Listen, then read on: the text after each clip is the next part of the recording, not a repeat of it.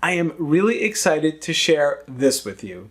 I call it the Wheel of Healing and Vitality, and it is a system, a blueprint, a method that you can use to help you with whatever it is that you may be dealing with. In videos that are coming up, we're going to focus on back pain and back issues, but you can really use this in many different ways and in various parts of your life. And this wheel is designed to help you be a self-empowered healer, to understand more about what you can do to really take charge of your own health and produce amazing, amazing results. And that may be true if you're healing from an injury, if you're trying to prevent injuries from happening, if you've got some chronic pain and chronic issues that have just been nagging for a long time, or if you're just looking to be more in the flow of feeling revitalized and having lots of vitality in your life. Vitality is like that life force that you know that when it's flowing in you,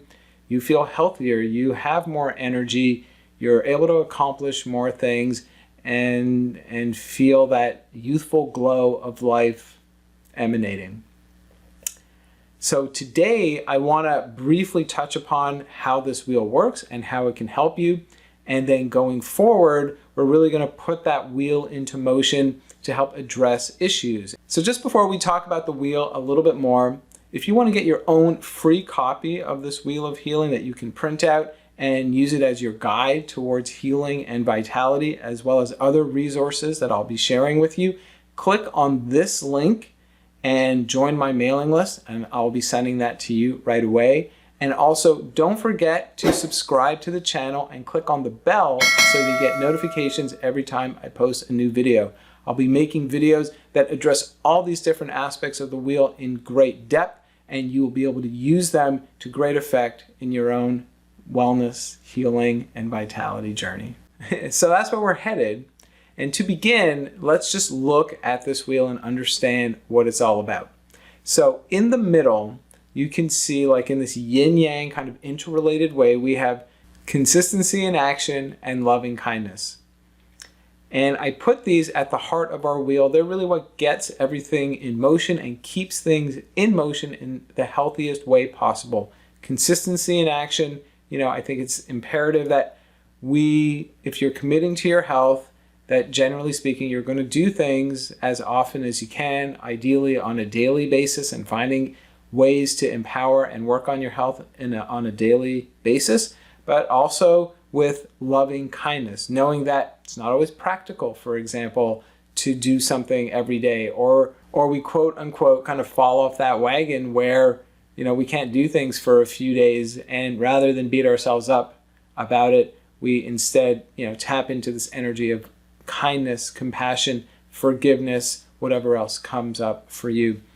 Part of what inspires me to make this wheel is to recognize that healing and vitality are complex, and they're integrated not only into our current everyday life and what we want to have in the future, but also from the past. It's really all one thread, and things that have happened in our past can very much and do come up in the present that can get in the way of what we're trying to accomplish right here and now. So loving kindness is such an important component and right at the center of our wheel. And then there are 6 aspects to the outer part of the wheel, which is where we need to figure out how much of our attention and how much of our time on a daily basis we are going to dedicate to help in our own healing and our own vitality. And at the top of the wheel is mindfulness. And mindfulness is there because the more you get to know yourself, your body, on a very intimate, intricate level, the more you're going to know really how to dedicate yourself to all the other parts of the wheel, how to dedicate yourself to your own health and well-being in the best ways possible. As we said, this is all about empowering yourself towards self-healing, wellness, and care, and it really needs to start with getting to know your body. And so we will have videos that really go deeper into how to do that and why that's important. Self-massage and massage are a really important part of the wheel that I think, a lot of us spend a lot of time on our health already, and we don't think of massage being this integral and really vital part of what it is to be healthy and recover from injuries. And yet we all know that massages are very beneficial. Maybe we think it's not in our budget. Self-massage is a way to have massage be a daily part of your practice, or as often as you need it to be, to help in achieving your goals.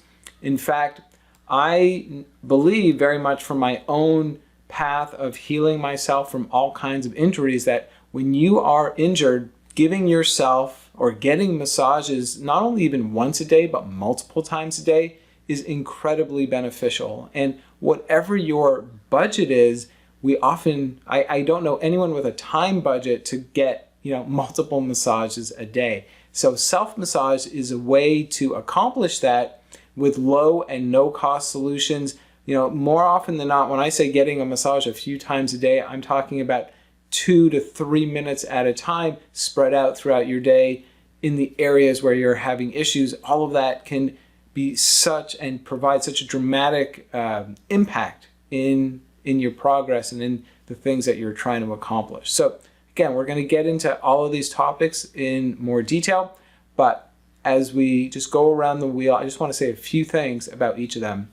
Myofascial yoga is yoga that addresses the deeper scaffolding of your body, the connective tissue and the tendons, and really that deeper structure that supports your muscles, your bones, and your whole infrastructure and structure of your body. Again, it's another aspect of healing that I think not a lot of people know enough about, and we're going to very much bring that to light, why this is so important and how to access it and how it's different really from other kinds of stretching. When you think of yoga and the stretching that we do in yoga, or before a workout, before you go play sports, these are also different ways of stretching that get into some of the bigger, broader muscles of the body, closer to the surface. But myofascial yoga gets into your connective tissues in a much deeper way, and it requires a different approach. And it's not only about stretching, it's about creating release. It's about creating new patterns of health and alignment. And when you do that, the ways that your body tenses and holds you in certain ways, and I think actually when we get to a certain age, I'm in my late 40s, and we get into our 40s, our 50s, our 60s, and beyond, and we start to have all these like weird aches and pains in our body, and we're wondering like, how the heck did that even come up? And that's true even if you're very active and fit. We still have these things come up. A lot of that has to do with fascia and the way that your connective tissue and the scaffolding is aligning and trying to support you as you go about your day. So this is an incredibly important part of the wheel, and we'll spend lots of good time as we address back pain and then other issues that come up in the future. Dynamic stretching is more of the kind of stretching that you may think of often when you think of yoga, when you think of, what we consider flexibility, and it is certainly an incredibly important part of healing and well-being and vitality. The more your body is supple and flexible, the stronger you are, the more adaptable you are, and the more you're able to heal from your injuries and have that vitality flow freely in you.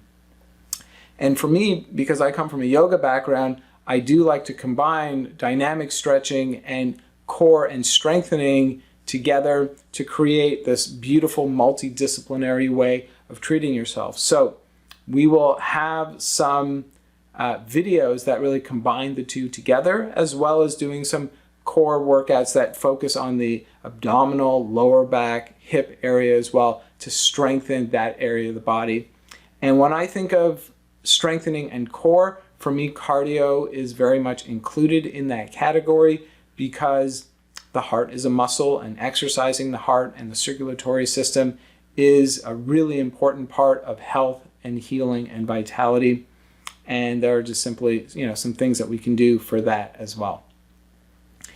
And the last part of the wheel is healthy consumption, and that refers to all of the things that we put in our body that could include food, drink, medicine, stimulants, also ideas, you name it. And one of the reasons I put that right next to mindfulness is because I very much believe that the more we have mindfulness practices and are in touch with our own intuition, then we get much more clarity on being our own chef in this way of understanding what are the things that we want to continue to put in our body towards healthy consumption, what are some things that we can take out. And when we talk about healthy consumption, it's much less about what those things are versus strategies for how you can make those changes and how you can understand more of that is, and making it more like an open forum to answer any questions that may be specific to you. But I very much believe that for each of us, what is that healthy mix and that ideal mix is different. And what works for one person doesn't work necessarily for another person. But the answer of really knowing what does work comes from listening to your intuition. And so by developing more mindfulness-based practices, we know more about how to address healthy consumption and how to also change our habits and change our ways so that we can make those positive changes in our life. And because that loving kindness and that consistency in action are right at the heart, we know that trying to make those changes can be really challenging, but when we approach it with love and care and forgiveness, then the journey is that much more rewarding and the results are actually that much more effective and longer lasting. So that is a brief overview of all the different components of the wheel. And then as we go forward with future videos, we will get into specific aspects of the wheel in much greater depth, what it's all about, and how you can use it towards your own healing, wellness, and vitality. And I did mention that we are starting with back pain and back issues. And to help you with this, if you want to have your own copy of the wheel and have more resources that I'll be sharing, then I'd love for you to click on this link that'll be down below in the comments as well as in the show notes. You'll join my mailing list and I can send you these free resources right away. And also, don't forget to subscribe to the channel and click on the bell so that you get notifications every time I post a new video. We'll be creating some playlists so that you can have a nice library of content and information to then really become that self-empowered healer and help yourself to get better in any number of different ways. And a huge help there is that I would love to hear from you. So also please post your comments and your questions down below and I will be reviewing them. I'm making these videos in real time, so what you're looking for, what your needs are, and how this wheel can help support you in your own journey is something that is really happening in real time. So post those comments down below and that will very much impact future videos that we make. For now, I just want to welcome you and thank you for taking an interest in this and in your own health. And I look forward to talking to you again real soon.